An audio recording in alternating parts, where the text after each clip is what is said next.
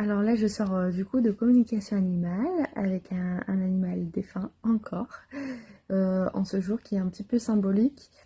Et en fait, j'aimerais préciser quelque chose parce que du coup, j'en profite, je saute sur l'occasion de cette journée, qu'on soit le 31, pour dire qu'en fait, les animaux, une fois qu'ils passent dans l'au-delà, c'est pas tout à fait comme on l'imagine.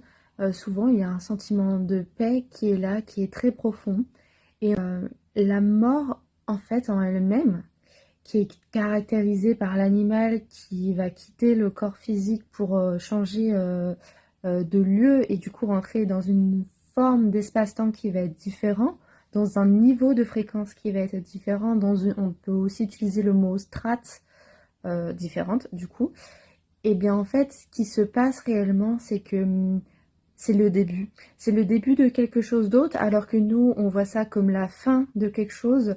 Eux, de leur côté, je vois bien, je ressens en tout cas qu'il y a euh, une sorte de réflexion intérieure qui débute. Et comme moi je le perçois, si je peux prendre un exemple qui est assez, enfin j'espère qu'il parlera, c'est admettons quand l'animal il monte, il est dans la lumière, hein, euh, quand l'animal il monte, il va avoir un petit peu ce moment d'introspection où il va rentrer à l'intérieur de lui et c'est comme s'il va rentrer dans un chemin de sagesse intérieure pour voir les axes sur lesquels il a travaillé pendant sa vie.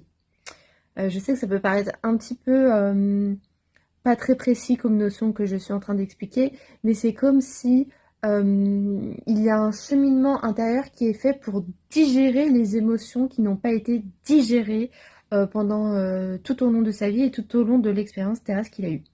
Et c'est notamment pour cette raison qu'on entend souvent que les âmes se réincarnent et des fois ça prend quelques années. Plus l'animal a un karma qui va être léger, plus le temps d'introspection sera court. Et à l'inverse, plus l'animal a un karma qui est lourd, et donc il y aura plus de choses à digérer et plus ça va prendre du temps.